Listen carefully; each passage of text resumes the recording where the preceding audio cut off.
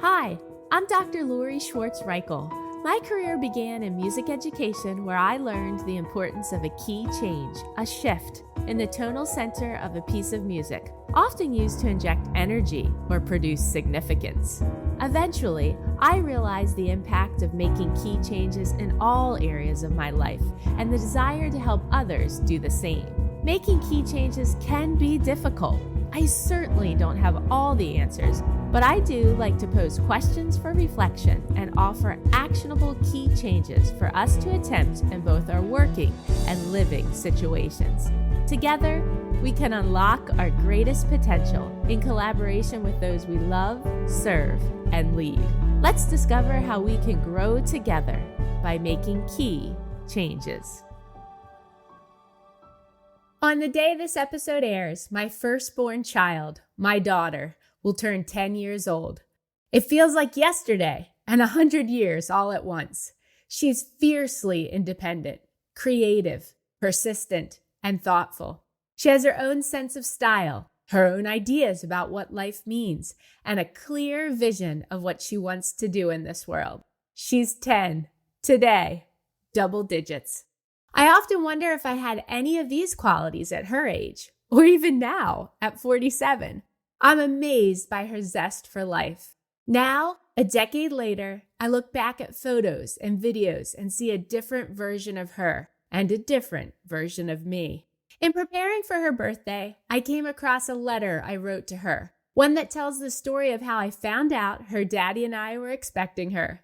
I read it, cried, of course, breathed deeply, and then realized how much my life and the lives of those around me have changed. My husband and I knew the moment we learned we were expecting her that our lives would change. Looking back now, it's unbelievable to recognize how much has changed in our lives in the last decade. As a chronic workaholic, it's incredible to think that 10 years ago today was the first day I didn't continue in my full-time job as a middle school band director. In last week's episode, number 87, titled Make Decisions Out of Faith, Not Fear, I talked about how deep down I usually knew what I wanted or needed to do, but I didn't always have the faith to follow through. Fear often kept me stuck. Yet, I always knew I wanted to stay home with my children in some capacity during their early years. I first went on maternity leave for 12 weeks with my daughter. Then I chose child-rearing leave for 2 years, which extended another 3 years after my son was born. Eventually, I resigned from my position in the public school system. I also knew that I wanted to be an entrepreneur and a public speaker. I explored that lane, working hard to grow these professional opportunities, especially in recent years. Somewhere in there, my family moved homes. I earned a doctorate, and I've been able to travel to amazing places for work and play. I've gained weight, lost weight, and shifted weight. I've watched the wrinkles deepen on my face. And yes, I've considered ways to remove them. Each decision brought with it a wave of fear and anxiety, but in my heart, I knew each was right. That doesn't mean the path I chose was easy.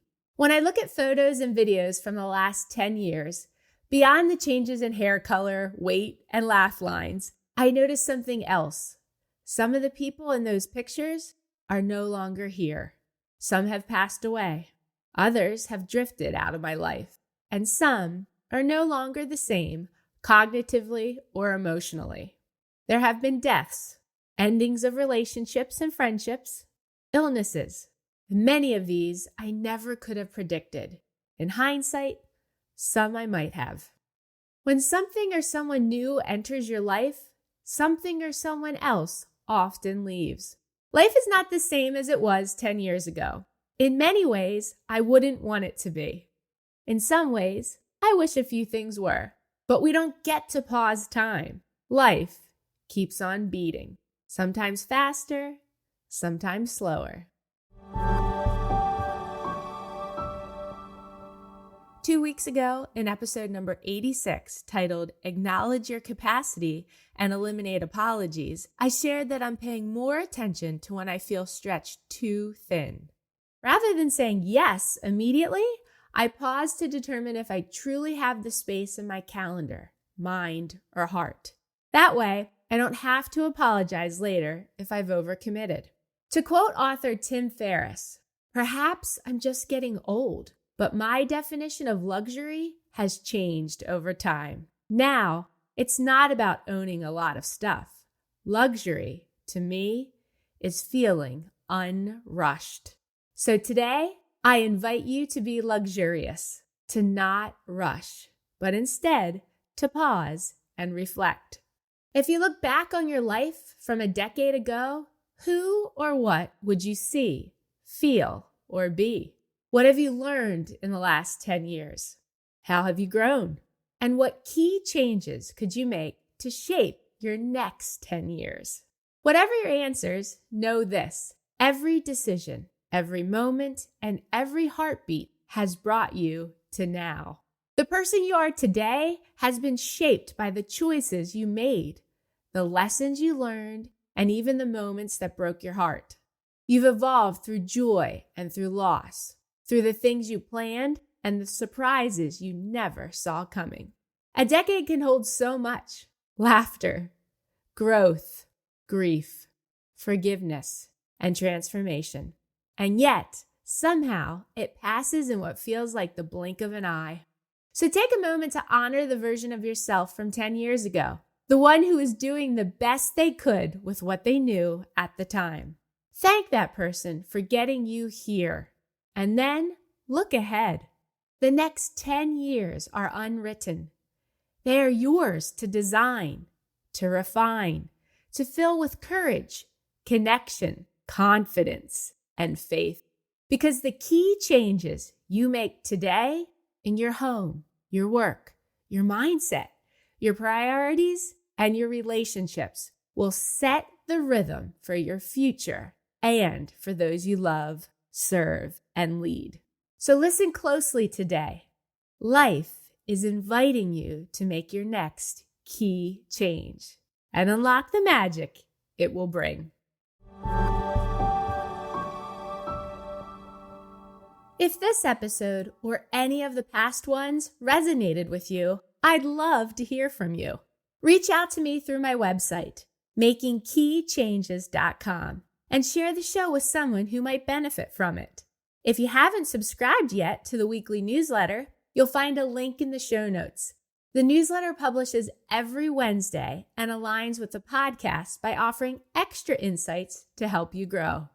Finally, if you'd like to experience this content live, let's schedule a time for me to speak at your school, company, or organization.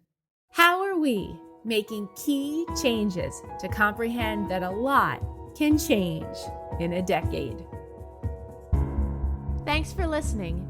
If you haven't done so yet, please consider rating and reviewing the Making Key Changes podcast on the Apple Podcast app. If you found this episode helpful, please consider sharing it with others and joining me again next week. In my coming episodes, I'll discuss topics that are most passionate to me, along with things I've been researching or areas of my life I have changed or want to change.